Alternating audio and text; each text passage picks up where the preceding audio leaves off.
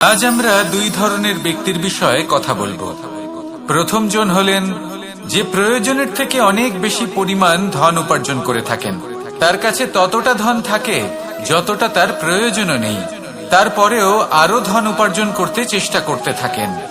সকল সম্ভব চেষ্টা করেন, সকল সম্ভব কর্ম করেন, তা সে উচিত কর্ম হোক বা অনুচিত, তাতে তাদের কিছুই যায় আসে না। তারা শুধুই এই সংসারের সকল সুখ ভোগ করতে চান, সকল স্বাচ্ছন্দ্য লাভ করতে চান। আজীবন তারা প্রচেষ্টাই করতে থাকেন। এবার এই করতে গিয়ে তারা ভারাক্রান্ত হয়ে সমস্যার সম্মুখীন হন। এনাদের সমগ্র জীবন এই চেষ্টাতেই চলে যায়, জীবন যাপন করার বদলে। অন্যদিকে আরেকজন ব্যক্তি যিনি জানেন তার প্রয়োজন কতটুকু, আর শুধুমাত্র সেই পরিমাণ ধন অর্জন করেন, তার থেকে বেশি একটুও নয়। উনি যদি দুবেলা খেতে পান, মাথা গোজার ঠাঁই পেয়ে যান, সেটাই পর্যাপ্ত। তাতেই তিনি আনন্দে জীবন যাপন করেন, না যে আপনি কখন আর কোথায় সন্তুষ্টি লাভ করবেন, কত কিছু লাভ করার পরে সন্তুষ্ট হবেন। এই উত্তর আপনি মন থেকে পাবেন। এই সমাজের চাহিদায় জড়িয়ে নিজেকে বিভ্রান্ত করবেন না। নিজের অন্তরের এই মিথ্যে অহংবোধকে প্রশ্রয় দিতে গিয়ে যদি আপনি এরকম প্রয়াস করতে থাকেন, তাহলে জীবনযাপন কখন করবেন? থেমে যান, শান্ত হয়ে যান, নিজের অন্তর মনে নিমজ্জিত হয়ে দেখুন যে সন্তুষ্টি কোথায়। এই সন্তুষ্টি লাভ করুন। এই মন প্রসন্ন হয়ে বলবে, রাধা রাধা। সিংহকে বনের রাজা বলা হয়। অত্যন্ত শক্তিশালী হয় সে, তার পরিবারও খুব বড় হয়। কিন্তু যদি এমন হয় যে সিংহের পরিবারে নিজেদের মধ্যেই কলহ সৃষ্টি হয়, যদি তারা নিজেরাই লড়তে থাকে, তাহলে কি হবে?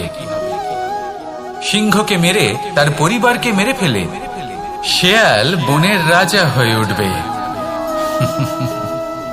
এবার এই কথা শুধুই সিংহের উপর প্রযোজ্য নয়, বরং প্রত্যেকটি ব্যক্তি, প্রত্যেক পরিবার, প্রত্যেক সম্প্রদায়, প্রত্যেক রাজ্যের উপর প্রযোজ্য হতে পারে।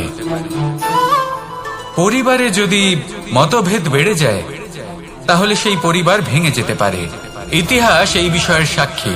যদি সমাজের মানুষ নিজেদের মধ্যেই লড়তে থাকেন, তাহলে কেউ রাজা হতে পারেন না, বরং অন্য কেউ সেই কলহের সুযোগ নিয়ে নিজে রাজা হয়ে বসেন। একতার গুরুত্ব বুঝতে শিখুন। ঘুরে ফিরে বিষয়টা এসে দাঁড়াচ্ছে সেই ভালোবাসায়, কারণ ভালোবাসাই হলো সেই যা সকলকে একসাথে বেঁধে তাদের আনন্দে রাখতে পারে।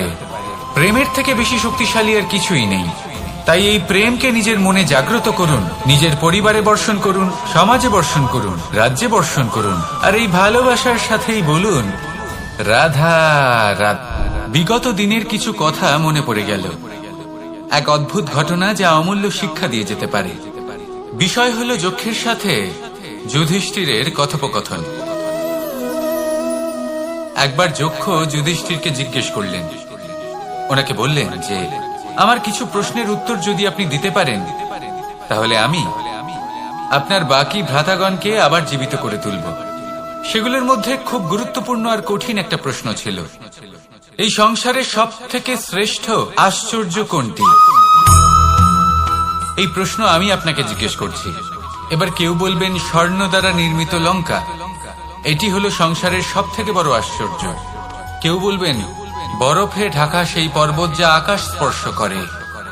কেউ বলবেন সেই সমুদ্র যার গভীরতা মাপা অসম্ভব ব্যাপার। কেউ বলবেন সেই বায়ু যা আমরা দেখতে পাই না, কিন্তু তা আমাদের জীবন দান করে। সংসারের সব থেকে বড় আশ্চর্য কি, সেই প্রশ্নের উত্তর যুধিষ্ঠির দিয়েছিলেন, আর তা ছিল শ্রেষ্ঠ উত্তর এবং উচিত। উনি বলেছিলেন যে সংসারে প্রতিদিন কোনো ব্যক্তি জন্ম লাভ করেন আর কোনো ব্যক্তি মৃত্যুও লাভ করেন। এবার এই কথাটা সবাই জানেন, সবাই বোঝেন যে যখন জন্মেছি তখন কোনো একদিন আমিও অবশ্যই মৃত্যু লাভ করব।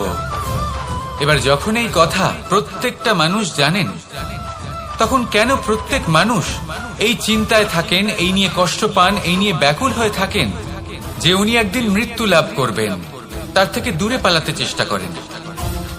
বলেন যে আমি মৃত্যু লাভ করতে চাই না। কেন? যেখানে কোনো না কোনো দিন এটা অবশ্যই হবে। এ হলো ব্রহ্ম সত্য। এই যে ব্যাকুলতা, এই ভয়, এই যন্ত্রণা, এই চিন্তা তার মনকে বাঁচতেই দেয় না, এই জীবন অনুভবই করতে দেয় না। সেই জন্য এই চিন্তা, ব্যাকুলতা, ভয় এসবের কি লাভ? কোনো লাভ নেই। সেই জন্য যতক্ষণ জীবনযাপন করছেন প্রত্যেক মুহূর্ত যেন শ্রেষ্ঠ হয়, আনন্দময় হয়, প্রেমের দ্বারা পরিপূর্ণ হয়, সেই চেষ্টা করুন। চেষ্টা করুন যাতে আপনি যে কাজ করছেন তার দ্বারা যেন অন্যের মঙ্গল হয়। এই প্রচেষ্টাই আপনার জীবনকে প্রসন্নতা আর প্রেম দ্বারা ভরিয়ে তুলবে। এই মন সুপ্রসন্ন হয়ে বলবে, রাধা রাধা। এই সংসারে সব থেকে ভয়ানক এবং গভীর অন্ধকার কোনটা? সেটা যখন মেঘ সূর্যকে ঢেকে দেয় এবং সংসার অন্ধকারাচ্ছন্ন হয়ে ওঠে, নাকি তখন যখন সূর্যাস্তের সময় ঘনিয়ে আসে, সূর্য ঢলে যায় এবং এই সংসারে অন্ধকার ছেয়ে যায়, নাকি সেই অমাবস্যার রাত্রি যখন চতুর্দিকে ঘন অন্ধকার থাকে এবং চন্দ্রমার প্রকাশ কোথাও থাকে না? না, এই সংসারে সব থেকে বেশি ভয়ানক অন্ধকার হলো মানসিকতার অন্ধকার। মানসিকতা খুব গভীর একটা বিষয়। এই মানসিকতাই সত্যের রূপ ধারণ করে এবং আমাদের এই মানসিকতা এবং বিবেকে একটা সূর্য থাকে। যদি আমরা এটা জীবন থেকে বের করে ফেলি, তাহলে নিরাশা, হতাশা, অসফলতা এর এমন এক ঘন অন্ধকারে আমরা ফেসে যাব যে তার থেকে বাইরে বের হওয়া প্রায় অসম্ভব ব্যাপার হয়ে দাঁড়াবে। বড়ই কঠিন হয় সেই সময়। সেই জন্য ইতিবাচক মনোভাব থাকা খুব প্রয়োজনীয়। এটা ভাববেন না যে এটা আমার সাথে কেন হলো, এই সমস্যা কেন এলো, ওই ব্যক্তি আমার সাথে এটা কেন করলেন। এটা ভাবুন যে আমি জীবনে যে পরিস্থিতিতে দাঁড়িয়ে আছি তার থেকে আমি ঠিক কিভাবে বাইরে বেরোতে পারবো।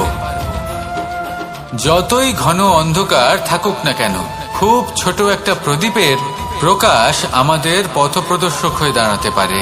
আর আমাদের জীবনে এই ছোট্ট একটা প্রকাশ হলো আশা। এই আশার একটি কিরণ আমাদের অত্যন্ত গাঢ় অন্ধকারেও পথ দেখাতে পারে। তাই এই আশাকে সবসময় মনে প্রজ্বলিত করে রাখুন।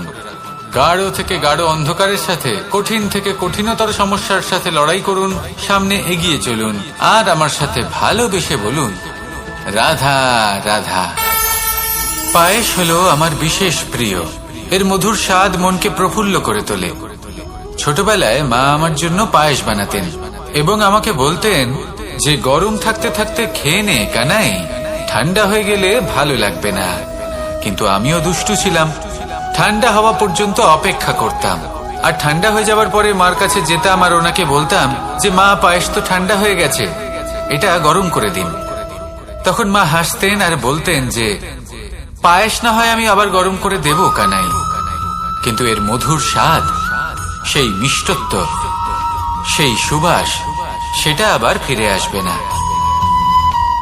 কথাটা সত্যি। আর এই সত্যটাই আমাদেরও জীবনের সত্য। আমাদের জীবনের মধুর সম্পর্কগুলি, এতে যখন কটুভাব প্রবেশ করে তখন সেই মিষ্টত্ব ফিরিয়ে আনা প্রায় অসম্ভব ব্যাপার হয়ে যায়। আপনি চেষ্টা করে সেই সম্পর্ক ঠিক করতেই পারবেন, তার জন্য অগাধ পরিশ্রম করতে হবে, কিন্তু আবার সেই মিষ্টত্ব কখনো ফিরে আসবে না। সেই জন্য আপনার জীবনের যে মধুর সম্পর্ক আছে, যতটা সম্ভব চেষ্টা করুন তাতে মিষ্টত্ব বজায় রাখতে। কটুভাব আসতে দেবেন না। আসুন আর আমার সাথে মধুর স্বরে বলুন, রাধা রাধা। আমরা সবাই জীবনে সুখ লাভ করতে চাই। শুধু জীবনে কেন, জীবনের পরেও আমরা সুখ লাভ করতে চাই। আমরা সকলে স্বর্গের কামনা করি। কিন্তু খুব সহজ একটা কথা, যদি আপনি স্বর্গ লাভ করতে চান তাহলে প্রথমে মৃত্যু লাভ করতে হবে। আপনি যদি প্রাণই না দেন তাহলে আপনি স্বর্গ লাভ কিভাবে করবেন, তাই না? শুধু এই ছোট্ট একটা বিষয় দ্বারা আমরা জীবনে অনেক কিছুই শিখতে পারি। যদি আপনার কোনো লক্ষ্য থাকে, কোনো মনোবাঞ্ছিত স্থান থাকে, কোনো বড় কাজ আপনি করতে চান, তাহলে সেই সবই হবে। কিন্তু শুধুমাত্র কামনা করলে হবে না। আপনাকে কর্ম করতে হবে, নিরন্তর প্রয়াস, পরিশ্রম, পথ খুঁজতে হবে, সামনে অগ্রসর হতে হবে। কখনো অসফল হলে তার কারণ খুঁজতে হবে, বিপদের সম্মুখীন হতে হবে, অন্তর থেকে নিজের শক্তি বাড়িয়ে তুলতে হবে। তবেই আপনি নিজের লক্ষ্য লাভ করতে পারবেন, মনোবাঞ্ছিত স্থান পাবেন। মহান নদী গঙ্গা একটি বিন্দু দ্বারা শুরু হয়, ধীরে ধীরে অগ্রসর হয়। কোনো পাথরে ধাক্কা খেলেও সে থামে না, বরং এগোতেই থাকে। তারপরেই সে মহান নদী গঙ্গা হয়ে উঠতে পারে। পরিশ্রম করুন, লক্ষ্য লাভ করুন, আর আমার সাথে ভালোবেসে বলুন, রাধা রাধা। এগুলো হলো নিম পাতা। যদি এগুলো চেখে দেখেন তাহলে মুখ বিকৃত হবে। এগুলো কি তেতো খেতে, হে নারায়ণ! এর থেকে বেশি তিক্ত সংসারে আর কিছুই হতে পারে না। হয়তো আপনি এগুলো ফেলেও দেবেন, কিন্তু যদি এই স্বাদের ঊর্ধ্বে উঠে এই নিমের বিষয়ে আপনারা জানতে চেষ্টা করেন, তাহলে আপনি জানতে পারবেন যে এই নিম কতটা বেশি গুরুত্বপূর্ণ, কত গুরুত্বপূর্ণ ওষুধ, আর আমাদের শরীরের জন্য কতটা বেশি লাভজনক। এই নিম, এর মধ্যে অনেক রোগের উপশম নিহিত রয়েছে। এবার জীবনে আমরা বিভিন্ন মানুষের সাথে পরিচিত হই, নেত্র দ্বারা তাদের দেখি, কিন্তু তাদের আমরা খুব একটা পছন্দ করি না। সেক্ষেত্রে আমাদের কি করা উচিত? অন্তর মন দিয়ে তাদের দেখা উচিত। ওনাদের রূপ রং নয়, ওনাদের ব্যবহার, ওনাদের গুণাবলী দেখা উচিত। কারণ হতে পারে ঠিক যেমন নিম পাতা বাস্তবে খুব তেতো কিন্তু আমাদের শরীরের পক্ষে লাভজনক, সেইভাবেই এইসব মানুষ যাদের দেখলে আমাদের ভালো লাগে না, যাদের রূপ রং আমাদের পছন্দ হয় না, হয়তো সেই মানুষগুলোই আমাদের জীবনকে পূর্ণরূপে পাল্টে দিতে পারেন। হতে পারে তাদের মধ্যে এমন ক্ষমতা রয়েছে, আমাদের সুখ, শান্তি, প্রেরণা প্রদান করতে পারেন, আমাদের দুঃখ হরণ করতে পারেন, আমাদের পথ দেখাতে পারেন। সেই জন্য যখনই কোনো ব্যক্তিকে দেখবেন, চর্মচক্ষু নয়, অন্তর্মন দিয়ে দেখবেন, রূপ রং নয়, গুণাবলী দেখবেন। মানুষকে আরো ভালোভাবে বুঝতে পারবেন, আর এই মন প্রসন্ন হয়ে বলবে, রাধা রাধা। আপনি কখনো মাখনের হাঁড়ি ভেঙেছেন? কত আনন্দ পাওয়া যায়। এই মাখনের হাঁড়ি ভাঙলে পুরো মাখন আমাদের গায়ে এসে পড়ে আর মন উচ্ছ্বসিত হয়ে ওঠে। কিন্তু তার জন্য বালগোপালদের কত চেষ্টা করতে হয় সেটা কখনো ভেবে দেখেছেন? প্রথমে বড়ই পরিশ্রম করে একের ওপর এক সাবধানে ওপরে চড়তে হয়, তারপরে ভারসাম্য বজায় রাখতে হয়, পড়ে গেলে হবে না। তারপর এই হাতের দ্বারা সেই মাখনের হাঁড়ি ভাঙতে হয়, তখন মাখন পড়ে। এবার এরকমই কিছু আমাদের জীবনে আমাদের সাথেও হয়। এবার আপনি বলবেন যে মাখনের হাঁড়ি ভাঙার এই প্রক্রিয়া, তার সাথে জীবনের কি সম্পর্ক থাকতে পারে? আসলে আমাদের মনের মাঝেও একটা হাঁড়ি রয়েছে, অহংকারের হাঁড়ি। আর এই অহংকারের হাঁড়ি যখন ভেঙে যায়, তখন প্রসন্ন হবার আনন্দ চতুর্দিকে ছড়িয়ে পড়ে। এই মন, এই আত্মা, এই দুই প্রসন্ন হয়ে যায়। কিন্তু তার জন্য আপনাদেরকেও বালগোপালের মতো চেষ্টা করে যেতেই হবে, ভারসাম্য বজায় রাখতেই হবে মনের মাঝে এবং এই বুদ্ধিতে, ভালো এবং মন্দের মধ্যে, লোভ এবং পরমার্থের মধ্যে। আর তারপর নিজে হাতে অহংকারের এই হাঁড়ি ভেঙে দিতে হয়। দেখুন, যদি ঈশ্বরের সঙ্গ লাভ করতে চান তাহলে অহংকারের এই হাঁড়ি ভাঙতেই হবে। আসুন আর আমার সাথে ভালোবেসে বলুন, রাধা রাধা।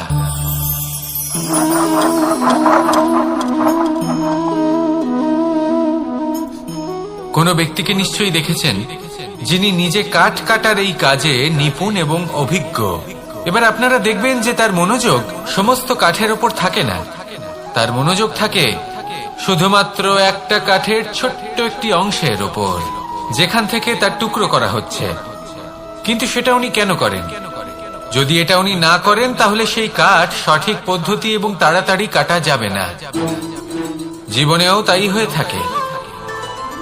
আপনি হয়তো কোনো লক্ষ্য স্থির করেছেন বা পথ নির্বাচন করেছেন বা কাজ স্থির করেছেন যেটা আপনি করেই ছাড়বেন।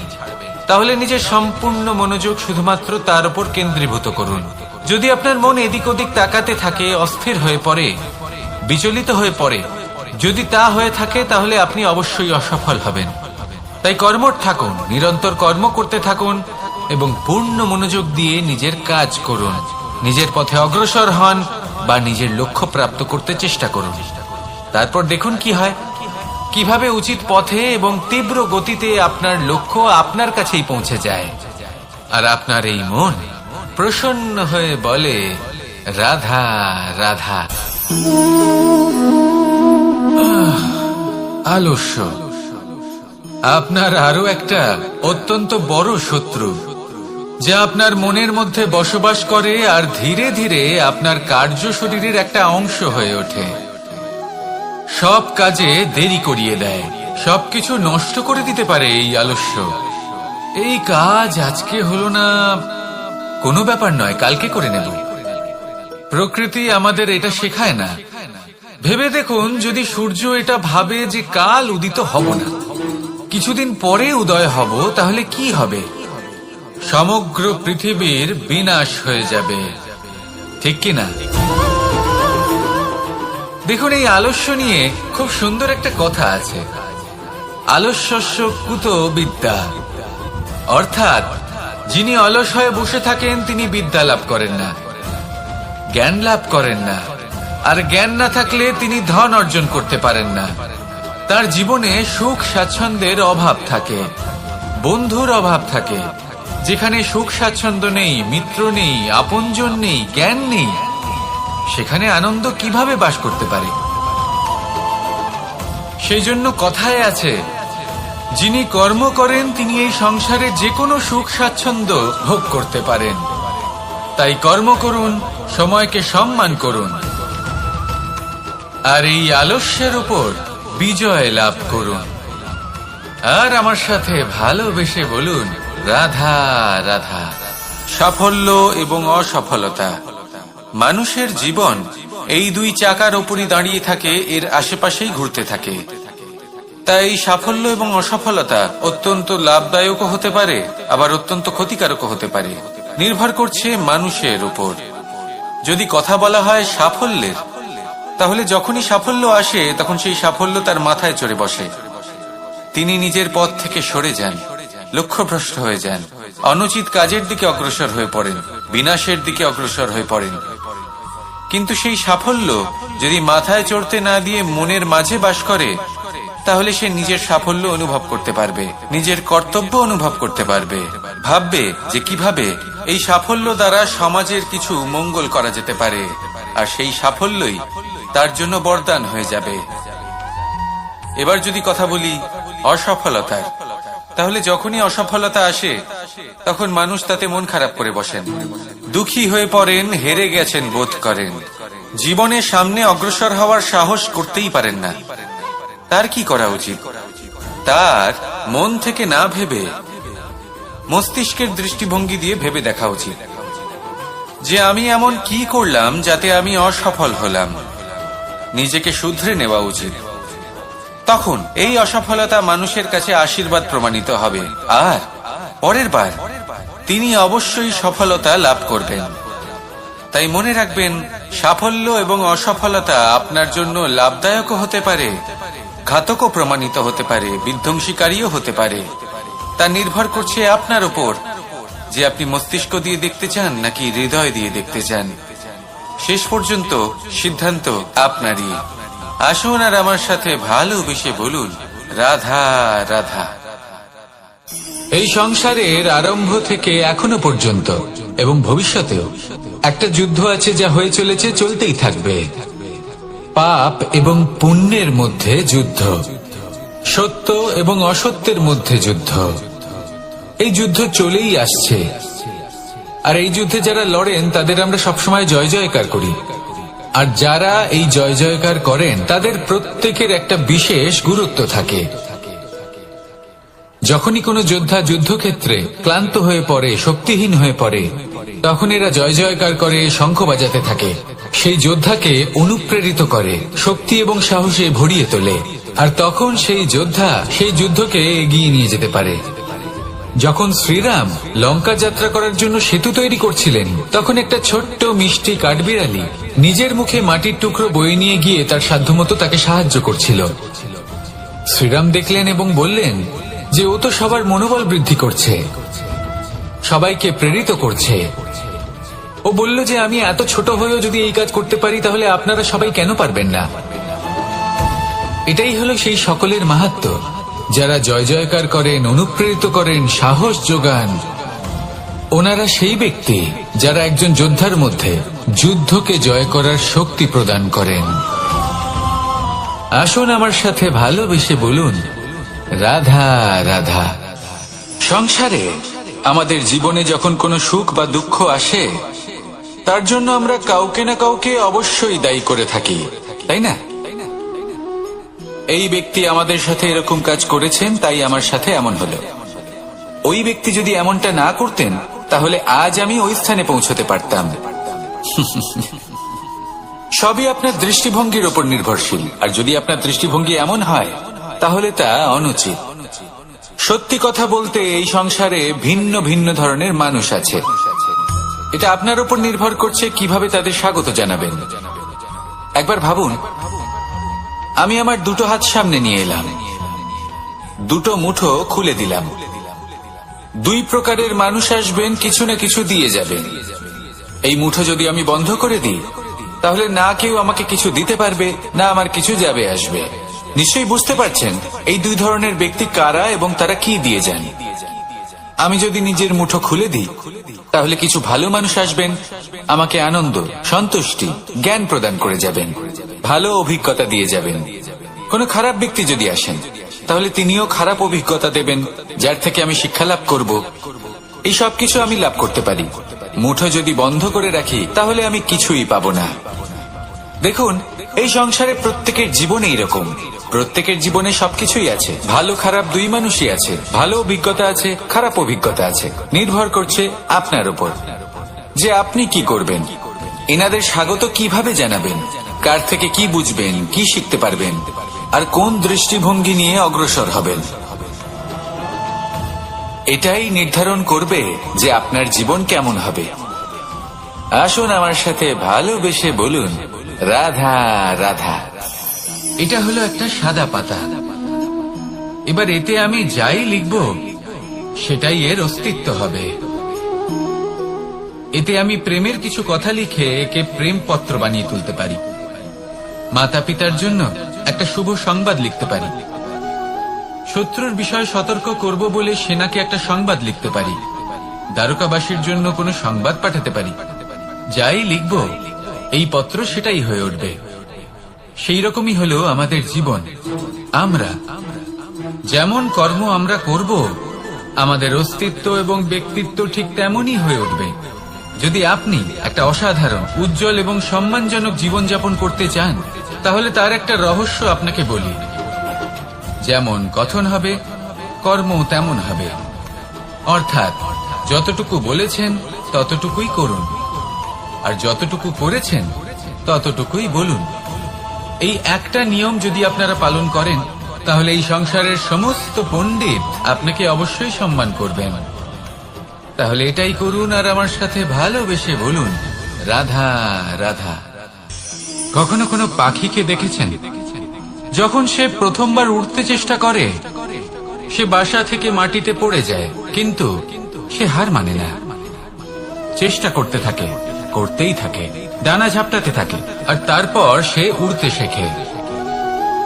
গোল শালগ্রাম শিলাকে দেখুন, পর্বত থেকে খসে পড়ে, ধাক্কা খায়, জলের প্রবাহ দ্বারা ঘর্ষিত হয়, তারপরে তা শালগ্রামে পরিণত হয়।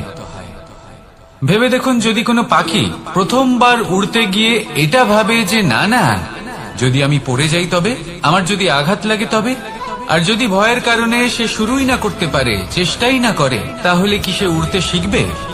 কখনোই না। এটাই, এর দ্বারা ভয়ভীত হবেন না। আসুন আর আমার সাথে ভালোবেসে বলুন, রাধা রাধা। যদি আমি আমার চোখ বেঁধে কোনো একটা নির্দিষ্ট দিকে নিজের সমস্ত শক্তি প্রয়োগ করে ছুটে যাই, তাহলে কি হবে? আমি কোথাও ধাক্কা খেতে পারি, নিজের ক্ষতি করতে পারি, কোথাও পড়ে যেতে পারি, তাই না? অর্থাৎ এটা নিশ্চিত এই কাজ আমার করা উচিত নয়। কিন্তু আজকের দিনে প্রত্যেকটা মানুষ এই কাজই করছেন, তাই না? কোনো কাজ করার পূর্বে সেই কাজের বিষয়ে সম্পূর্ণ তথ্য কোথায় সংগ্রহ করছেন? শুধু এটুকু জানেন যে এই কাজটা করলে কত ধন অর্জন করবেন আর কত নাম হবে, আর ব্যাস সামনে এগিয়ে যান। এটা উচিত নয়। পূর্ণরূপে যে কোনো কাজ করার আগেই সেই কাজের বিশ্লেষণ করে নেওয়া উচিত, তা বুঝে নেওয়া উচিত, এবং সেই বিষয়ে অবশ্যই খেয়াল রাখা উচিত যে আপনার শরীর এবং আপনার মন এই কাজ করার জন্য কি প্রস্তুত রয়েছে। যদি তা না হয় তাহলে প্রথমে নিজেকে শুধরে নিন, তারপরে সেই কাজ করুন। যদি এইভাবে জীবনে সামনে এগোন তাহলে সাফল্যের সম্ভাবনা জীবনে অনেক বেশি বেড়ে যাবে। তাহলে এটাই করুন আর আমার সাথে ভালোবেসে বলুন, রাধা রাধা। এই সংসারের সব থেকে বড় যোদ্ধা কে? কেউ বলবেন অর্জুন, কেউ বলবেন ভীম, কেউ বলবেন হনুমান, আদি ইত্যাদি। কিন্তু এই সংসারের সব থেকে বড় যোদ্ধা আপনার মনের ভেতরে আছে, আপনার মনের মধ্যে আছে। সেই ব্যক্তি সব থেকে উঁচুতে পৌঁছতে পারেন যিনি নিজের অন্তরের খামতি বুঝতে পারেন, নিজের দোষ বুঝতে পারেন, তার সাথে লড়াই করেন এবং তার উপর বিজয় লাভ করেন। যে ব্যক্তি এটা শিখতে পারেন, যে ব্যক্তি এটার উপর জয়লাভ করতে পারেন, তিনি হলেন সব থেকে বেশি শক্তিশালী, সব থেকে বেশি বীর এবং সব থেকে বেশি পরাক্রমী ব্যক্তি। আমরা সকলেই সংসারকে পাল্টাতে চাই। তার জন্য প্রথম পদক্ষেপ আপনাকে নিতে হবে, নিজেকে দোষমুক্ত করতে হবে। যদি মানুষ নিজের অন্তরের দোষ বুঝতে পারেন এবং নিজেকে দোষমুক্ত করতে পারেন, তাহলে এই সংসার নিজে থেকেই দোষমুক্ত হয়ে যাবে, তাই না? তাহলে নিজেকে দোষমুক্ত করুন আর আমার সাথে ভালোবেসে বলুন, রাধা রাধা। মানুষের জীবন সবসময় ন্যায় আর অন্যায়ের মাঝে ঘুরপাক খেতে থাকে। প্রত্যেক মানুষের মনে হয় কোথাও না কোথাও তার সাথে অন্যায় হচ্ছে। কেউ বলেন যে ভাগ্য আমার সাথে অন্যায় করেছে, কেউ আবার বলেন এই সংসার আমার সাথে অন্যায় করেছে। আর প্রত্যেকেই ন্যায় বিচার চাইতে বৈঠক দাবি করে বসেন। কখনো এই বিচার গৃহে যান, আবার কখনো ওই বিচার গৃহে। যদি সত্যি কথা বলি, এই সংসারের সব থেকে বড় বিচার গৃহ আপনার কাছেই রয়েছে, আপনার মন। আপনার মনই হলো সব থেকে বড় বিচার গৃহ। এ খুব ভালো করেই জানে কি শুদ্ধ আবার কি অশুদ্ধ, এর শুভ অশুভর জ্ঞান রয়েছে, এ সব জানে। দেখতে গেলে প্রত্যেকটা মানুষ যদি নিজের মনের কথা শোনেন, তাহলে তিনি ভালোভাবেই বুঝতে পারবেন তিনি কি উচিত করেছেন আর কি অনুচিত। দিনে একবার রাত্রে নিদ্রায় যাওয়ার পূর্বে নিজের সাথে বসুন, চোখ বন্ধ করুন আর বিচার করুন আজ আপনি কি উচিত করেছেন আর কি অনুচিত।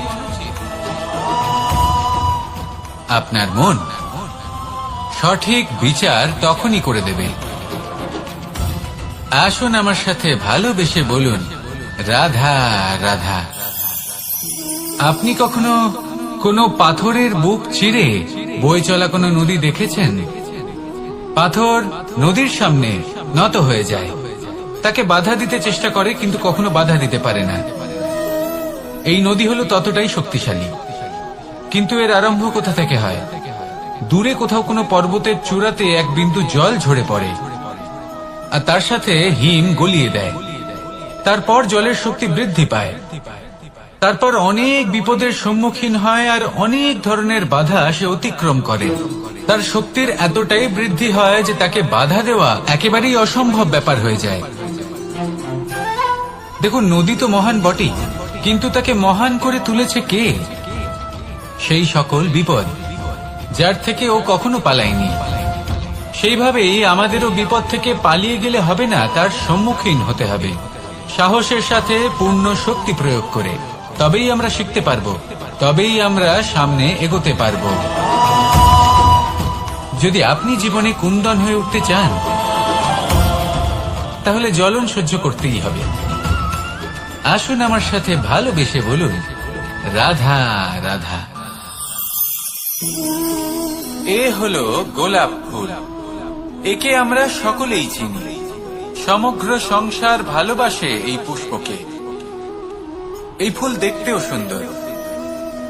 সবথেকে বেশি গুরুত্বপূর্ণ কথা হলো এর সুগন্ধ, যা দূর দূরান্ত থেকে ব্যক্তিদেরকে আকৃষ্ট করে। এই সুন্দর পুষ্প একটু মন দিয়ে দেখলেই দেখা যায় এর নিচে কাঁটা রয়েছে।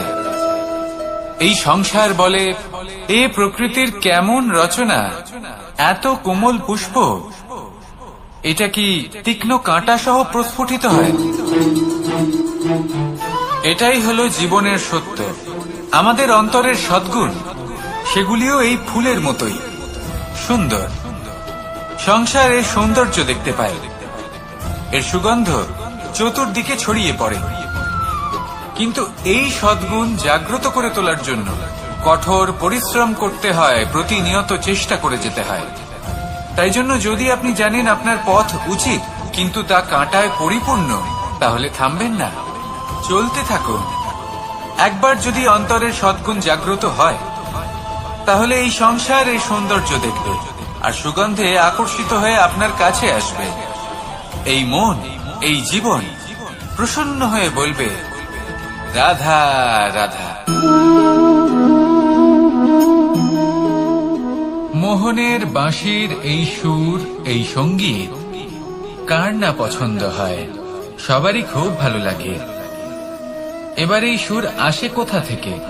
কেউ বলবেন কৃষ্ণের হৃদয় থেকে। সত্য কথা, এই সুর হৃদয় থেকে নির্গত হয় এবং প্রকট হয় এই বাঁশি থেকে। এই বাঁশিটাকে দেখুন, এই ছিদ্রগুলি দেখুন। প্রত্যেকটা সুর থেকে নিজস্ব একটা স্বর নির্গত হয়।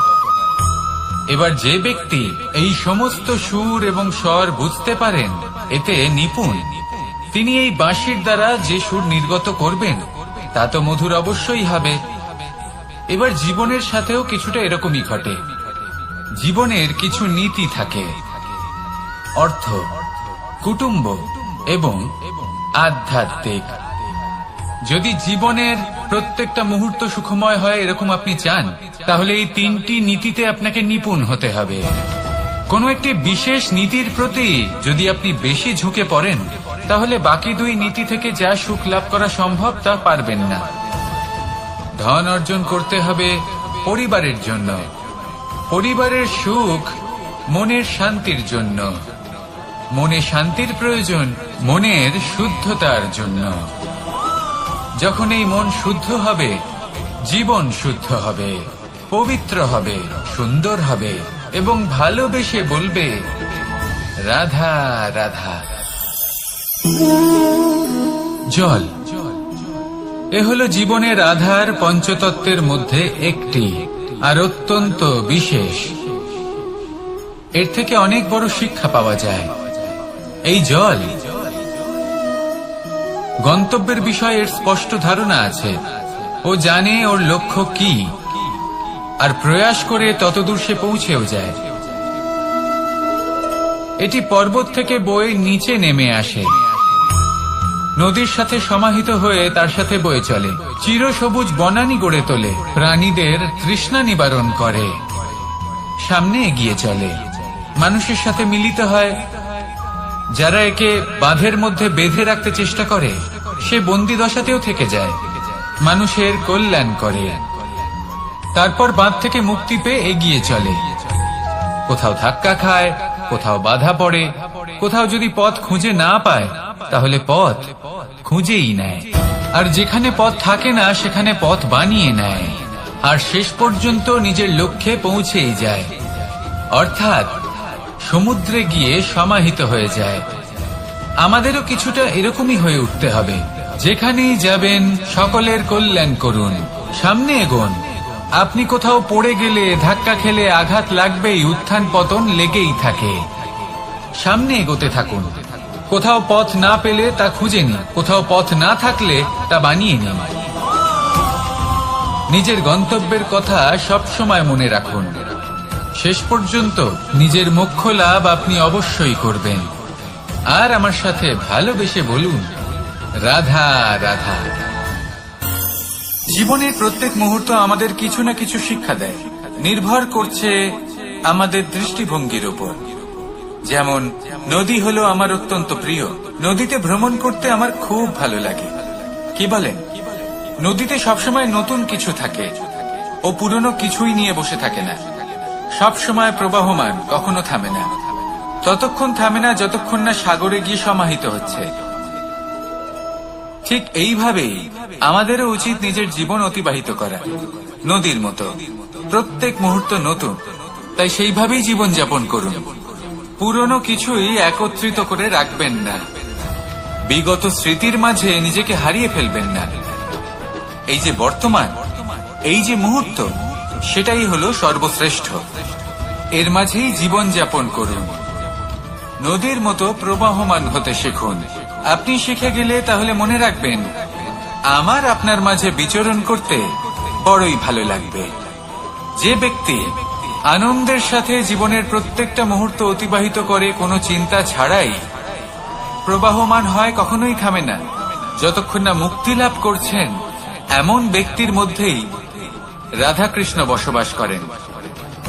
তাহলে আসুন আমার সাথে ভালোবেসে বলুন, রাধা। আরে সব থেকে গুরুত্বপূর্ণ তত্ত্ব কোনটা? প্রথম হলো সময়। জন্ম থেকে মৃত্যু পর্যন্ত এই যে সময়, এটাই তো হলো জীবন। দ্বিতীয় হলো জীবন, যাতে আমরা সময়ের সদ্ব্যবহার করি, শ্রেষ্ঠ থেকে শ্রেষ্ঠতর কাজ করার চেষ্টা করি। বহু বছরের এই পরম্পরা, এই সংস্কৃতিকে এগিয়ে নিয়ে যাওয়ার চেষ্টা করি। এই সংসারে আমরা অংশগ্রহণ করতে চেষ্টা করি। তৃতীয় হলো ধন, সেই ধন যা প্রত্যেক ব্যক্তি অর্জন করতে চেষ্টা করেন। এবার এই তিনটি তত্ত্বের মধ্যে একটা সামঞ্জস্য আছে, সমান ব্যাপার আছে। সে ধনই হোক বা সময় হোক বা হোক জীবন। আর সেই সমান ব্যাপার হলো যে যদি আপনি এটা গণনা করতে থাকেন তাহলে তা কমতে থাকে, যদি আপনি এটা ব্যবহার করেন তাহলে তা বাড়তে থাকে। একে সংগঠিত করে রাখতে চেষ্টা করলে এ হাত থেকে ফসকে যায়, কিন্তু যদি আপনি একে সামলে রাখতে শিখে যান, তাহলে এমন কাজ করবেন যাতে সংসারের সাথে সাথে পরবর্তী প্রজন্ম লাভবান হবে। যদি কিছু শিখতে চান তাহলে সামলাতে শিখুন, গণনা করা বা সংগঠিত করা নয়। আসুন আর আমার সাথে ভালোবেসে বলুন, রাধা রাধা। এই জীবনে আমাদের দুজন সঙ্গী, এক হলো অন্ধকার আর এক হলো প্রকাশ। এবার যখন এই অন্ধকারে আমরা প্রদীপ জ্বালাই, সেই প্রকাশের জন্য অন্ধকার আমাদের উপর রুষ্ট হয়ে চলে যায়। এবার যদি অন্ধকারকে খুশি করতে যাও, তাহলে প্রকাশ আমাদের উপর রুষ্ট হয়ে চলে যায়। এ হলো ঠিক সেই পরিস্থিতি যে আমাদের দুই বন্ধু, তাদের মধ্যে সদ্ভাব নেই। যদি কোনো একজনের মান ভাঙাতে বা খুশি করতে যাও, তাহলে দ্বিতীয়জন অবশ্যই রুষ্ট হয়। সেই অবস্থায় আপনাকে বোঝদারের মতো কাজ করতে হবে, যে কখন কাকে সমর্থন করতে হবে, কখন কার সাথে চলতে হবে। যদি পারেন তাহলে সকলকে একসাথে নিয়ে চলবেন। যদি কোনো মানুষের মধ্যে বনিবনা না হয়, তাহলে তাদের মধ্যে সামঞ্জস্য বজায় রেখে সংসারের রীতিনীতির চক্র চালিত করা, এটাই তো হলো মনুষ্য জীবন। এবার এটা কিভাবে করা সম্ভব? শুধুমাত্র প্রেমের দ্বারা। তাহলে এইভাবেই সবাইকে প্রেমের দ্বারা বেঁধে রাখুন, আর আমার সাথে ভালোবেসে বলুন, রাধা রাধা। কিছু মানুষ বড়ই বিচিত্র হন, এমন ভাবে জীবনযাপন করেন যেন তাদের কোনোদিন মৃত্যুই হবে না। নিজেদের অহংকারের বশে একটা কথা ভুলে যান, যে যতই তারা নিঃশ্বাস নিচ্ছেন, যতই তারা জীবনযাপন করছেন, ততই তারা মৃত্যুর দিকে এগিয়ে চলেছেন। কারণ আমাদের এই জীবন তার নিঃশ্বাসের উপর নির্ভরশীল। নিঃশ্বাস চলছে মানে জীবন চলছে। নিঃশ্বাস যদি থেমে যায় তাহলে জীবনও থেমে যাবে। আমাদের জীবনের প্রদীপ যে কোনো মুহূর্তে নিভে যেতে পারে, আর কত সময় বাকি রয়েছে সেই বিষয়ে আমাদের কোনো ধারণাই নেই। তাই যে মুহূর্ত আমরা এখন যাপন করছি সেটার সদ্ব্যবহার করে নেওয়া যাক, কোনো শুভ কর্ম করে নেওয়া যাক, এমন কোনো কর্ম যার দ্বারা আমাদের ব্যক্তিত্বতে এমন এক চমক আসে যে আমাদের মৃত্যুর পরেও এই সংসার আমাদের চিরস্মরণীয় করে। কারণ একটা কথা ঠিক, মৃত্যু হলো একটা অটল সত্য, তাকে মেনে নিতেই হবে, স্মরণীয় করে রাখতেই হবে। যে সময় আছে তার সদ্ব্যবহার করুন আর আমার সাথে ভালোবেসে বলুন রাধা রাধা। এই সংসারের সব থেকে বড় সুখ কি? কেউ বলবেন নিজের লক্ষ্য প্রাপ্ত করা, কেউ বলবেন ধন উপার্জন করা, কেউ বলবেন নিদ্রাই সব থেকে বড় সুখ, কেউ বলবেন রাজ্য লাভ করা, আবার কেউ বলবেন মাতার হাত থেকে খাবার খাওয়া, আদি ইত্যাদি। কিন্তু যদি সত্যি কথা বলি, এই সংসারের সব থেকে বড় সুখ হলো সেবা করা। কখনো কাউকে সেবা করে দেখুন, এই সেবা দ্বারা অন্য কোনো মানুষের আশীর্বাদ লাভ করাতেই সুখ রয়েছে। আপনার সেবা ভাব দ্বারা যখন কোনো মানুষ নিজের অন্তরাত্মা থেকে আপনাকে আশীর্বাদ করে, তার থেকে বড় সুখ আর কিছুই নেই। কারণ প্রত্যেক মানুষের মধ্যে ঈশ্বর বাস করেন। নরের সেবাই হলো নারায়ণের সেবা। নিষ্কাম সেবা করাই হলো সব থেকে বড় সুখ। তাই নিজের অন্তরে সেবার এই ভাব জাগ্রত করুন। যে সুখের কথা আমি বলছি সেই সুখ অনুভব করেই দেখুন। এই মন সুপ্রসন্ন হয়ে বলবে রাধা রাধা।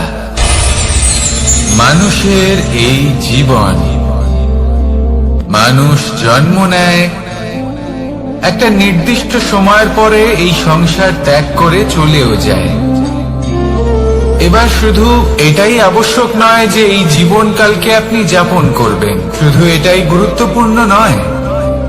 আবশ্যক এবং গুরুত্বপূর্ণ হলো এটা যে এই জীবনকালে আপনি এমন কিছু করেন যাতে এই সংসারের মঙ্গল হয়, যাতে এই সংসার আপনাকে মনে রাখে, আপনার থেকে প্রেরিত হয়, আপনার মতো হতে চায়। প্রত্যেক বছর আপনার জন্মতিথির অপেক্ষা করে, এমন ভাবে আপনার জন্মদিন পালন করে যাতে সেটা মহোৎসবের আকার ধারণ করে।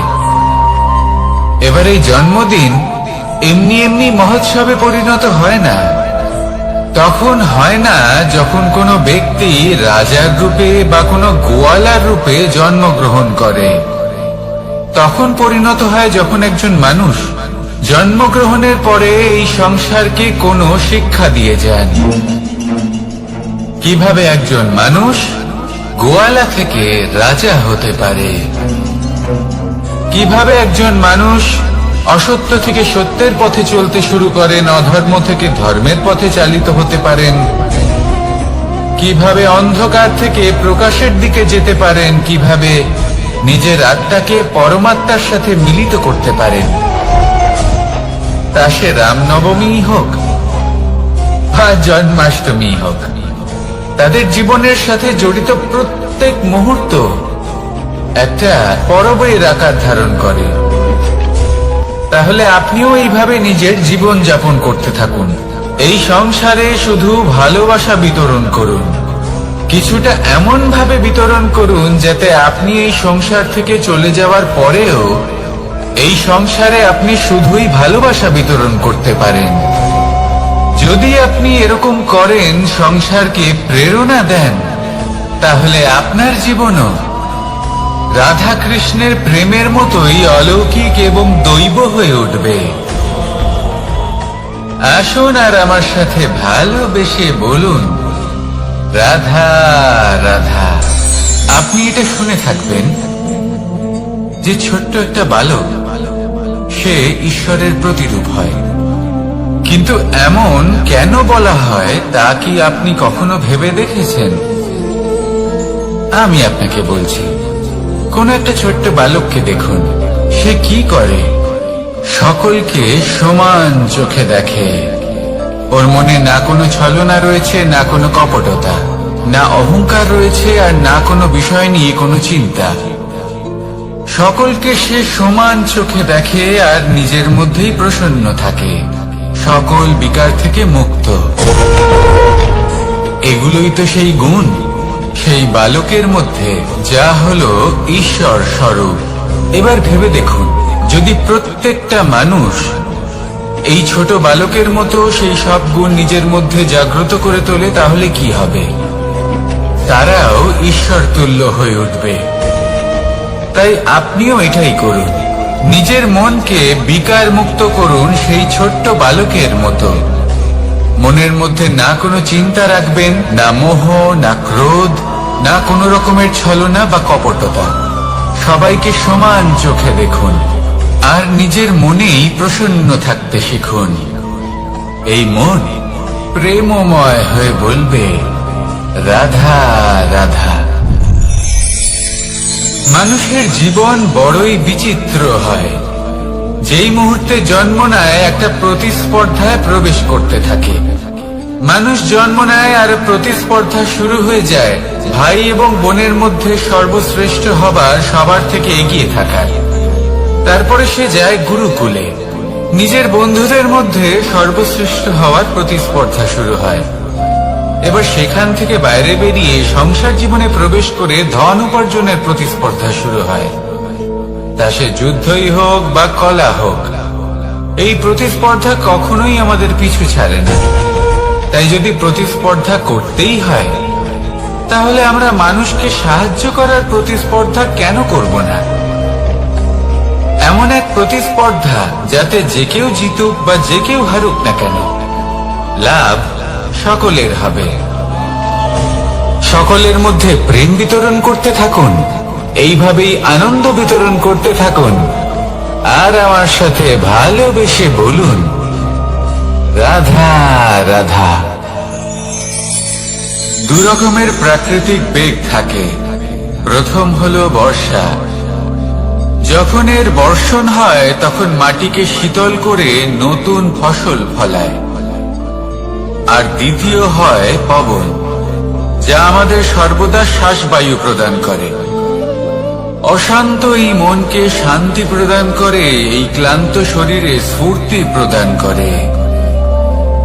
আমাদের জীবনে যত আবেগ আছে তা হয় বর্ষার মতো হওয়া উচিত, নয় হওয়া উচিত পবনের মতো।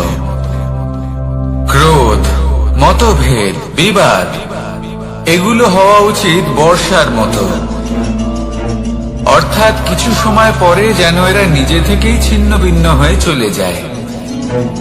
আর যদি পবনের মতো কোনো আবেগ থাকা উচিত, তা হল প্রেম, যা সর্বদা শ্বাসবায়ু প্রদান করে, সবসময় সাথে থাকে। একে আমরা অনুভব করতে পারি না, কিন্তু এ আমাদের অনুভব করার জন্য প্রাণবায়ু প্রদান করে। আর যখন চক্রবাতের মতো সে ভয়ঙ্কর হয়ে ওঠে, তখন সমগ্র সংসার বদলে দেয়। এর সারমর্ম একটাই, শক্তি। মতভেদ, ক্রোধ, বিবাদের মধ্যে নেই। শক্তি যদি থাকে, তা আছে প্রেমের মধ্যে। তাই এই প্রেমকে মনের মধ্যে রাখুন আর আমার সাথে বলুন, রাধা রাধা। প্রত্যেকটা মানুষ আলাদা হয় আর অত্যন্ত বিশেষ হয়। প্রত্যেক মানুষ ভিন্ন ভিন্ন পরিবেশে পালিত হয়, বড় হয়। প্রত্যেকের নিজস্ব চিন্তা ভাবনা থাকে, নিজস্ব বিচারধারা থাকে। যখন অনেক ভিন্ন বিচারধারা একত্রিত হয়ে যায়, তখন শুরু হয় বিবাদ। এবার এই বিবাদের সময় আপনি দেখবেন, দুই ব্যক্তি যাদের মধ্যে এই বিবাদ হচ্ছে, সবসময় এটা প্রমাণ করতে চান যে তার সামনের ব্যক্তি এবং তার ভাবনা, তার বিচারধারা বা তার বক্তব্য হলো অনুচিত। এবার এটাই যদি প্রেম পূর্বক রূপে আপনি ভেবে দেখতে চেষ্টা করেন যে সামনের ব্যক্তিটির বক্তব্য, তার মানসিকতা আসলে কি, তাতে উচিত ঠিক কি, সেটা আমরা বুঝতে পারি।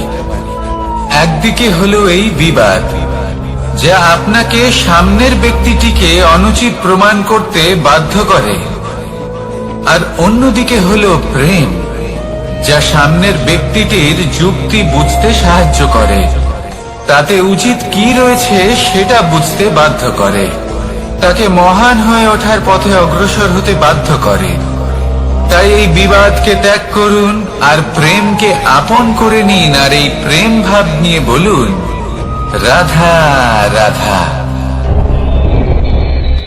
এই সংসারে বড়ই বিচিত্র এক শব্দ আছে, মূল্য। এর প্রয়োগ আমরা জীবনেও করে থাকি, আবার ব্যবসাতেও করে থাকি। একজন উদ্যোগপতি সবসময় বলেন, ব্যবসার মূল্য সবসময় উচ্চমান হওয়া উচিত, তাতে লাভ বেশি। অন্যদিকে আরেকজন ব্যক্তি যিনি পরোপকারী, যিনি ঈশ্বরের দর্শনের অভিলাষী, তিনি বলেন জীবনের মূল্য সব থেকে উচ্চমান হওয়া উচিত। অনেক সময় মানুষ কি করে থাকেন, ব্যবসার এই মূল্য তা উচ্চতার শিখরে পৌঁছানোর লোভে জীবনের মূল্য নামিয়ে ফেলেন, যেখানে এই সমগ্র সংসার প্রেমের দ্বারা চালিত হয়। প্রেমই হলো এই সংসারের আধার। এবার যদি আপনি প্রেম করতে শিখে যান, তাহলে ব্যবসাতে নিশ্চিত রূপে লাভের সাথে সাথে কীর্তি এবং যশ লাভও করতে পারবেন, তা আমি নিশ্চিত রূপে বলতে পারি। কারণ ব্যবসাতে ওঠা নামা এসব চলতেই থাকে। জীবনকে আপনি যদি একবার উচ্চতায় নিয়ে যেতে পারেন, তাহলে তা কখনোই নামবে না। আসুন আর আমার সাথে ভালোবেসে বলুন, রাধা রাধা। যা বাধা দেয় তা হলো অবরোধ, যা এগিয়ে নিয়ে যায় তা হলো বিকাশ, আর যা ভাগ করে দেয় তা হলো গুণ। আপনি সবাইকে আনন্দ দিন, তার বদলে আপনিও আনন্দ পাবেন। আপনি সবার মধ্যে প্রেম ছড়ান, আপনিও তার বদলে প্রেমই পাবেন। এই দেখুন না, মেঘেদের দেখুন। এই যে মেঘ, এই মেঘের গুণ এইটা নয় যে এরা জল সংগ্রহ করে রাখে। এদের গুণ হলো এটাই যে এই মেঘ সকলের মধ্যে জল ভাগ করে দেয়। ধরিত্রীর এবং জগতের তৃষ্ণা নিবারণ হয়। সূর্য, সূর্যের গুণ এইটা নয় যে সে সব থেকে বেশি তেজস্বী। তার গুণ হলো এটাই যে সে নিজের তেজ সবার মধ্যে ভাগ করে দিতে পারে। ঠিক সেইভাবেই জীবনে আনন্দ, উল্লাস, প্রেম এই সব কিছুই ভাগ করে নিতে শিখুন। এটাই হলো একটা গুণ, আর তার বদলে আপনি দ্বিগুণ আনন্দ, দ্বিগুণ উল্লাস, দ্বিগুণ প্রেম অবশ্যই পাবেন। যদি আপনি এই সবকিছু নিজের কাছেই জমিয়ে রাখেন, তাহলে আপনি নিজের বিকাশে নিজেই বাধা দেবেন। আসুন আর আমার সাথে ভালোবেসে বলুন, রাধা রাধা। আপনি কখনো মাখনের হাঁড়ি ভেঙেছেন? কত আনন্দ পাওয়া যায়। এই মাখনের হাঁড়ি ভাঙলে পুরো মাখন আমাদের গায়ে এসে পড়ে আর মন উচ্ছ্বসিত হয়ে ওঠে। কিন্তু তার জন্য বালগোপালদের কত চেষ্টা করতে হয় সেটা কখনো ভেবে দেখেছেন? প্রথমে বড়ই পরিশ্রম করে একের উপর এক সাবধানে ওপরে চড়তে হয়, তারপরে ভারসাম্য বজায় রাখতে হয়, পড়ে গেলে হবে না। তারপর এই হাতের দ্বারা সেই মাখনের হাঁড়ি ভাঙতে হয়, তখন মাখন পড়ে। এবার এরকমই কিছু আমাদের জীবনে আমাদের সাথেও হয়। এবার আপনি বলবেন যে মাখনের হাঁড়ি ভাঙার এই প্রক্রিয়া, তার সাথে জীবনের কি সম্পর্ক থাকতে পারে? আসলে আমাদের মনের মাঝেও একটা হাঁড়ি রয়েছে, অহংকারের হাঁড়ি। আর এই অহংকারের হাঁড়ি যখন ভেঙে যায়, তখন প্রসন্ন হবার আনন্দ চতুর্দিকে ছড়িয়ে পড়ে। এই মন, এই আত্মা, এই দুই প্রসন্ন হয়ে যায়। কিন্তু তার জন্য আপনাদেরকেও বালগোপালের মতো চেষ্টা করে যেতেই হবে। ভারসাম্য বজায় রাখতেই হবে মনের মাঝে এবং এই বুদ্ধিতে, ভালো এবং মন্দের মধ্যে, লোভ এবং পরমার্থের মধ্যে। আর তারপর নিজে হাতে অহংকারের এই হাঁড়ি ভেঙে দিতে হয়। দেখুন, যদি ঈশ্বরের সঙ্গ লাভ করতে চান তাহলে অহংকারের এই হাঁড়ি ভাঙতেই হবে। আসুন আর আমার সাথে ভালোবেসে বলুন, রাধা রাধা। মুঠো হাতের শক্তি বেশি, মুঠো খুললেই তা দুর্বল। তা এমন কি থাকা উচিত এই বন্ধ মুঠোয় যা লাখের সমান? মানসিকতা এবং স্বপ্ন। মানুষ জন্মগ্রহণ করে, তার মানসিকতা সময়ের সাথে উন্নত হয়। মানসিকতা অনুযায়ী সে স্বপ্ন দেখে, আর সেই স্বপ্ন সার্থক করতে সে পরিশ্রম করতে থাকে। কিন্তু খুব গুরুত্বপূর্ণ একটা কথা আছে যা আপনার মনে রাখা উচিত। আপনার এই মানসিকতা, আপনার এই স্বপ্ন, তা যেন আপনার নিয়ন্ত্রণে থাকে। আপনার বন্ধ মুঠোয় যেন এর লাগাম থাকে, আপনি যেন এর প্রভু হন। যদি তা হয় তবেই আপনি লাভবান হবেন। যদি এরা আপনাকে নিয়ন্ত্রণ করতে থাকে, যদি আপনার মুঠো খুলে যায়, না পথ আপনার নিয়ন্ত্রণে থাকবে, না মানসিকতা থাকবে, না স্বপ্ন নিয়ন্ত্রণে থাকবে। আর যদি তাই হয় তাহলে আপনি আপনার ভবিষ্যৎ নষ্ট করে ফেলবেন। তাই নিয়ন্ত্রণ করতে শিখুন নিজের বিচার বুদ্ধি, নিজের মানসিকতা, নিজের স্বপ্নকে। নিজের এই স্বপ্ন পূরণ করুন আর আমার সাথে ভালোবেসে বলুন, রাধা রাধা। এই সংসারের সব থেকে কঠোর ধাতুর মধ্যে একটি হলো লোহা। লোহা দিয়ে আমরা অনেক অস্ত্র শস্ত্র লাভ করি, অনেক বস্তুও লাভ করি। এবার এই লোহাকে কাটার জন্য, একে কোনো আকার দেওয়ার জন্য কি প্রয়োগ করতে হয়? লোহা। এবার এই কথাটা আমরা সকলেই জানি যে লোহার দ্বারাই লোহাকে কাটতে হয়। এবার এই কথা আমি আপনাকে কেন বলছি? এরপরে খুব বড় একটা প্রশ্ন আসে যা খুব বড় শিক্ষা দিয়ে যায়। এটা কেন হয় যে আমরা একটা লোহা দিয়ে একটা লোহাতে আঘাত করছি, কিন্তু যে লোহা দ্বারা আঘাত করছি তার আকার বদলাচ্ছে না, যার ওপর প্রহার করছি তার আকার বদলাচ্ছে? এতে পার্থক্যটা কোথায়? পার্থক্য হলো তাপমাত্রার। দেখুন, যে লোহাকে আমরা কাটতে চাই তার তাপমাত্রা বাড়াতে হয়, তাকে গরম করতে হয়। আর যে লোহা দ্বারা আমরা আঘাত করতে চলেছি সেই লোহা আমাদের ঠান্ডা রাখতে হয়। অর্থাৎ ঠান্ডা লোহা গরম লোহাকে কেটে দেয়। এবার এই শিক্ষা কি আমাদের জীবনে যথেষ্ট নয়? আমাদের জীবনে অনেক সমস্যা আসতে পারে, কিন্তু আমাদের এই বিষয়ে বিশেষ খেয়াল রাখতে হবে যে আমাদের মনকে আমরা যেন ঠান্ডা রাখি, এই মস্তিষ্ককে শান্ত রাখতে হবে। যদি আমরা ক্রোধ বা ঈর্ষার আগুনে জ্বলতে থাকি, বিদ্বেষের আগুনে জ্বলতে থাকি, তাহলে আমরাও সেই লোহার মতোই হয়ে যাব যার তাপমাত্রা অত্যন্ত বেশি। তখন যে কেউ এসে আমাদের বিচ্ছিন্ন করে চলে যাবে। মনে রাখবেন, যিনি যত বেশি স্থির বুদ্ধির অধিকারী, যিনি হলেন সব থেকে বেশি শান্ত, তিনি হলেন সব থেকে বেশি বলশালী।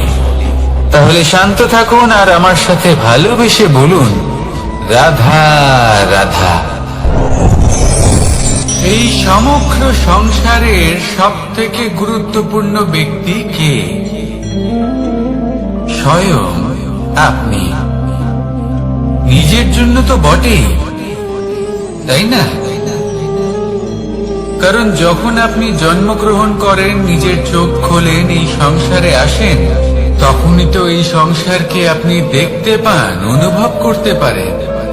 এখানকার আবেগ, এখানকার মানুষজন তখন থেকেই অনুভব করেন। যদি আপনি না থাকেন তাহলে এই সংসারের অস্তিত্ব আপনার কাছে শূন্যের সমান, তাই না? আপনি না থাকলে এই সংসারও আপনার কাছে নেই। এবার সবাই বলবেন যে এ তো সত্যি কথা, সেই অনুযায়ী তো আমার স্বার্থপর হওয়া উচিত, অহংকারী হওয়া উচিত, কারণ আমার কাছে আমি তো সবকিছু। দৃষ্টিভঙ্গি পাল্টে দেখুন। আপনার কাছে সব থেকে বেশি গুরুত্বপূর্ণ ব্যক্তি কে? আপনি নিজেই। সেই মানুষটি কেমন হওয়া উচিত একটু ভেবে দেখুন। সব সময় সকলকে সাহায্য করুন, একসাথে মিলে পরিশ্রম করুন, সাহায্য করুন অন্যদেরকে। এটা অতি আবশ্যক। এবং তার থেকেও বেশি গুরুত্বপূর্ণ হলো এটাই যে আপনার মনে যেন কখনো এই বিষয়ে ভয় না থাকে যে আমি আমার প্রিয়জনদের, আমার কাছের মানুষগুলিকে হারিয়ে ফেলব। এই ভয় কখনোই মনের মধ্যে থাকা উচিত নয়। যদি ভয় থাকে তাহলে থাকুক এই বিষয়ে যে সকল মানুষ আমার জীবন থেকে, আমার থেকে দূরে চলে যাচ্ছেন, তাদের বাধা দিতে দিতে আমি যেন নিজেকেই না হারিয়ে ফেলি, নিজের অস্তিত্বকেই না হারিয়ে ফেলি, নিজের ব্যক্তিত্বকে, নিজের বিচারধারাকে, নিজের করুণার শক্তি না হারাই। তাহলে এই ভয় ত্যাগ করুন আর আমার সাথে ভালোবেসে বলুন, রাধা রাধা। মানুষের দুটো রূপ রয়েছে। এক, আমাদের এই মুখ যা শুধুই চোখে দেখা যায়, আর দ্বিতীয় আমাদের এই মন যা শুধুমাত্র অন্তরাত্মা দ্বারা দেখা যায়। এবার আমাদের এই মুখ তা ঈশ্বর সকলকেই আগে থেকেই প্রদান করেছেন, কিন্তু এই মন কেমন হবে তা আমাদের জীবনের অনুভূতি এবং আমাদের জীবনের লক্ষ্য এগুলি সুনিশ্চিত করে।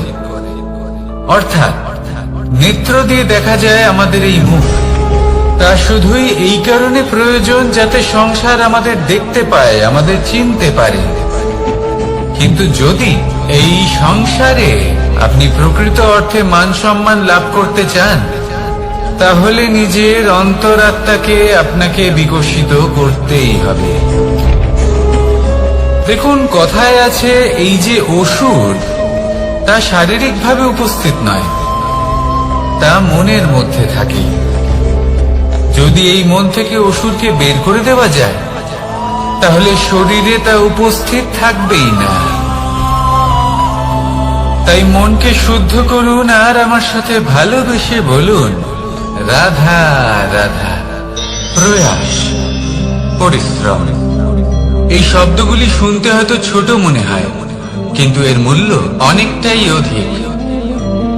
এবার প্রয়াসও কিন্তু দুই ধরনের হয়। একটা প্রয়াস তাই যা আমরা নিজের মন থেকে, অন্তর থেকে সমগ্র শক্তি দিয়ে করার চেষ্টা করি।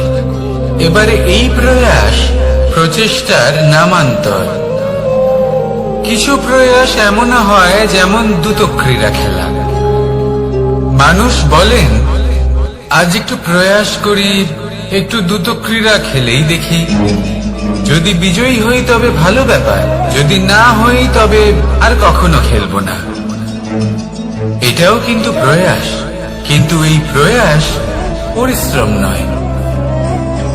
পাণ্ডবদের দেখুন, ওনারা যখন পরিশ্রম করেছিলেন তখন খাণ্ডবপ্রস্থকেও ইন্দ্রপ্রস্থ বানিয়েছিলেন। দ্রুতক্রীড়া খেললেন, সেই মুহূর্তেই ইন্দ্রপ্রস্থ হারিয়ে ফেললেন। পরিশ্রম করলেন, সগৌরবে রাজা হলেন। দ্রুতক্রীড়া খেললেন, তখন এক মুহূর্তে রাজা থেকে নিঃস্ব হয়ে গেলেন। সারমর্ম এটাই যে দ্রুতক্রীড়া কখনো কখনো আপনার মিত্র হতে পারে, কখনো সে আপনাকে বিজয়ী করতে পারে, কিন্তু প্রয়াস এবং পরিশ্রম যখন একসাথে মিলিত হয় তখন তা সর্বদাই আপনার সাথে থাকে। প্রয়াস করতে থাকুন, পরিশ্রম করতে থাকুন, আর আমার সাথে ভালোবেসে বলুন, রাধা রাধা। মানুষ কখনো কখনো সময়কে নিয়ন্ত্রণ করতে চেষ্টা করে, কখনো কখনো সময়ের গুরুত্ব বুঝতে পারে না। এটা ভাবে যে এই কিছু মুহূর্ত কেটে যাক, একে অতিবাহিত করি, তাহলে কি বা হবে, কয়েকটা মুহূর্ত মাত্র। কিন্তু তা নয়। আজকের একটা মুহূর্ত ভবিষ্যতের অনেক বড় পরিবর্তনের ভিত হতে পারে।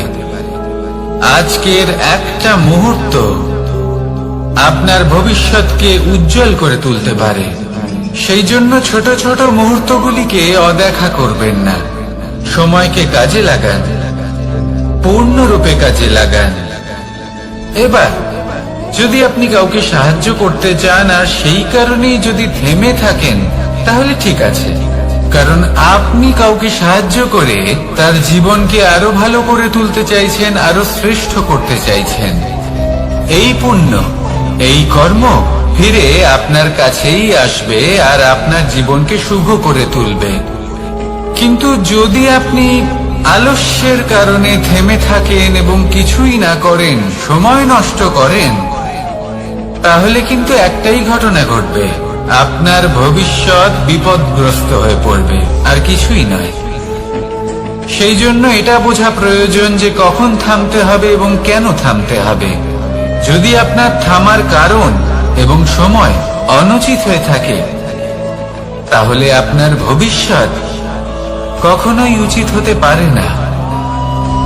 সেই জন্য সময়কে সম্মান করুন আর পূর্ণ ব্যবহার করতে শিখুন। আর আমার সাথে ভালোবেসে বলুন, রাধা রাধা। জীবনে সবসময় সেটা হয় না যা আমরা চাই, তেমন ভাবে হয় না যেমন ভাবে আমরা চাই। এবার তাতে আমরা দুঃখ পাই, নিরাশ হয়ে পড়ি, ভাগ্যকে দোষ দিই অথবা অন্য কাউকে বা নিজেকে। কিন্তু সত্যটা কি, সেটা আমাদের জানতে হবে। এই সংসার নির্মিত হয়েছে পাহাড় দ্বারা এবং পাথর দ্বারা, তাই প্রত্যেক স্থানে ছোট ছোট ছোট ছোট নুড়ি পাথর তো অবশ্যই থাকবে। এগুলো এড়িয়ে যাওয়া সম্ভব নয়, আর এই কথাটা আমরা সকলে জানি। এবার এইভাবেই আমাদের জীবনে নানান রকমের সমস্যা লেগেই থাকে। এর হাত থেকে কোনোভাবেই নিস্তার পাওয়া সম্ভব নয়। একটা সমস্যা এড়াতে যান, দ্বিতীয় চলে আসবে, দ্বিতীয় সমস্যা এড়াতে যান, তৃতীয় চলে আসবে। কিন্তু সমস্যা জীবনে থাকবেই, আর আপনাকে সাহায্য করার জন্যই থাকবে কোনো না কোনো রূপে। আপনার চারপাশে পাথর আছে, এটা আপনার উপর নির্ভরশীল আপনি কি করবেন, কোন পথে অগ্রসর হবেন এবং কিভাবে অগ্রসর হবেন। এবার দেখুন, এটা তো সবসময় সম্ভব নয় যে আপনার পদতলে ফুলের চাদর থাকবে, এটা তো অসম্ভব। সেই জন্য উচিত এটাই হবে যে আপনি পাদুকা পরিধান করে জীবনে অগ্রসর হন। এর সারমর্ম এটাই, যখনই জীবনে সমস্যা আসবে দৃঢ় হয়ে সম্মুখীন হন এবং এটা বোঝার চেষ্টা করুন যে এই সমস্যা জীবনে কেন এলো, কি শিক্ষা দিয়ে গেল। আপনার মধ্যে দোষ অবশ্যই থাকবে, তাকে গুণে পরিবর্তিত করুন। এই জীবন আরো বেশি সহজ সরল হবে এবং প্রসন্ন হয়ে বলবে, রাধা রাধা। অনেক মানুষ আমাকে এসে বলেন যে কানাই, তোমার কথাগুলি তো আর কি বা বলি, তোমার কথা কি থেকে কি করে ফেলতে পারে, অসম্ভবকে সম্ভব করে ফেলতে পারে। এত শক্তি তোমার কথাতেই রয়েছে, তো অন্য কিছু করার কোনো প্রয়োজনই কোথায়। এবার ওনারা এই কথাটা বুঝতে পারেন না যে জ্ঞান শুধুমাত্র শব্দের সমন্বয় মাত্র, কিন্তু এর অর্থ কি সেটা জানার জন্য অনুভব করা প্রয়োজনীয়, সেই পথে চলা প্রয়োজনীয়। এই অভিজ্ঞতাই আপনাকে অর্থ বুঝিয়ে দেবে। ঠিক যেমন তুমি কর্ম করতে থাকো, ফলের চিন্তা করো না, এটা শুধুই শব্দ। এর সারমর্মটা কি এর অর্থ কি সেটা বোঝার জন্য সেই পথে আপনাকে অগ্রসর হতেই হবে, সেটা যাপন করতে হবে, কর্ম করতে হবে নিরন্তর। এটা ভাবলে হবে না যে আমি কি আমার কর্মের ফল আদৌ পাবো কিনা। তবেই আপনি এই কথার অর্থ বুঝতে পারবেন। কখনো ভেবে দেখবেন, আমাদের বাড়িতে যারা জ্যেষ্ঠ আছেন, বড় আছেন, আমরা তাদের পুজো করি, তাদের সেবা করি, আমরা তাদের চরণ স্পর্শ করি। কেন? কারণ ওনাদের কাছে আমাদের থেকে অনেক বেশি জীবনের অভিজ্ঞতা থাকে। জীবনে শুধুমাত্র জ্ঞান শোনাটা প্রয়োজনীয় নয়, তা বুঝতে পারা প্রয়োজনীয়। তা যদি যাপন করেন তবেই অভিজ্ঞতা হবে, তবেই প্রকৃত অর্থ বুঝতে পারবেন। তাহলে জ্ঞান শুধু শুনবেন না, বুঝুন, তাকে আচরণে আনুন এবং আমার সাথে ভালোবেসে বলুন, রাধা রাধা।